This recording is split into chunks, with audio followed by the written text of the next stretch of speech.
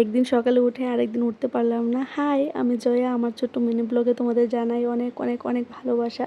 তো আজকে ছুটির দিন, তাই দিনটাও শুরু হয়েছে একটু দেরি করেই। আর ঘুম থেকে উঠে সূর্য মামার রাগ দেখে আই এম তো অবাক, এত বেশি গরম সকালবেলা। বোঝা যাচ্ছিল যে আজকে সারাদিন কি পরিমাণ গরম হতে পারে। তো ঘুম থেকে উঠে প্রথমে কুলারটা বার করে নিলাম। আর এখন প্রতিদিন কুলার চালিয়ে ঘুমাতে হয় রাতের বেলা, কারণ আমাদের পাখাটা নষ্ট হয়ে গেছে। লাস্ট যেদিন বৃষ্টি হয়েছিল সেই দিনে বজ্রপাতে আমাদের পাখাটা নষ্ট হয়ে গেছিলো, যার জন্য কুলার নিয়ে ঘুমাতে হয়। তারপরে এখানে দেখো আমি ওনার সঙ্গে একটু গল্প করে তারপর ফ্রেশ হয়ে নিলাম। আর ফ্রেশ হয়ে প্রথমেই যেটা করলাম, প্রথমে লাগিয়ে নিলাম সানস্ক্রিন আমার পছন্দের। আর এটা না লাগালে নাই হয়। আজকে প্রচণ্ড প্রচণ্ড গরম, আমার মনে হয় এই বৃষ্টির পরে আজকেই এত গরম পড়েছে। তারপর এখানে ফ্রেশ হয়ে ওনার জন্য ব্রেকফাস্ট রেডি করছিলাম। আর আজকে দই মুড়ি আর কলা দিয়ে সকালের খাবারটাও খেয়ে নিল। তারপর এখানে আমার জন্য নিয়ে নিলাম 2টা লাড্ডু আর একটা ডিম সিদ্ধ। এখন যেহেতু ডায়েট করছি তাই খুব হালকা খাওয়ার চেষ্টা করি, তারপর খিদে লেগে যায়। তো প্রথম প্রথম এমনই হবে, তারপর আস্তে আস্তে ঠিক হয়ে যাবে আমার মনে হয়।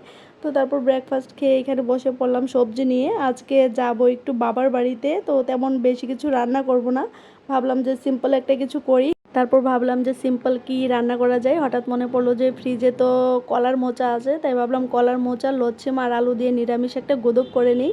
সিম্পলও হবে আবার সেই সঙ্গে হেলদিও থাকবে। তো এখানে কলার মোচা ছাড়াতে বসে পড়েছি। আর এটা তো খুবই বিরক্তিকর একটা কাজ, খেতে যেমন টেস্টি, যেমন শরীরের জন্য ভালো, ঠিক ততটাই কষ্ট। তো এখানে দেখো আমি অল্প করেই নিয়েছি, কারণ রাতের বেলা বাবার বাড়ি থেকে খেয়ে আসবো, তো যেন দুপুরবেলা দুজনে খেতে পারি।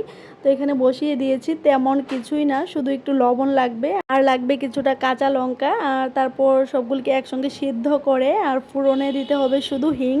হিং আর যত কম তেল দেওয়া যায়, কিন্তু আজকে আমার তেলের পরিমাণটা অনেকটাই বেশি পড়ে গেছে, বুঝতে পারিনি। তারপর এইখানে দেখো বাটিতে ভাত বসিয়ে দিচ্ছি, যেহেতু দুজনে একবেলা খাবো তো বাটিতেই করে নিচ্ছি, আর বড় পাতিল ভরিয়ে লাভ নেই। তো এইখানে যখন এগুলি সিদ্ধ হয়ে গেছে, তো একটা কিছু দিয়ে ভালো করে থেতো করে নিতে হবে। থেতো করা হয়ে গেলে এখানে দেখো ফোড়নে হিং দিয়ে আর তেমন কিছুই দিতে হবে না, সব সবজিগুলি ঢেলে দিতে হবে। একবার অবশ্যই তোমরা বানিয়ে খেয়ে দেখো, নিরামিষ গুদক খেতে অসম্ভব টেস্টি হয়, আর সেই সাথে তো হেলদি তোমরা জানোই।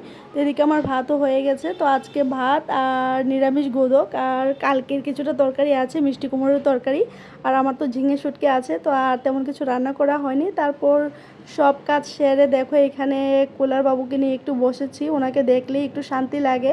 তো আজ এই পর্যন্তই, সবাই ভালো থেকো, সুস্থ থেকো, টাটা।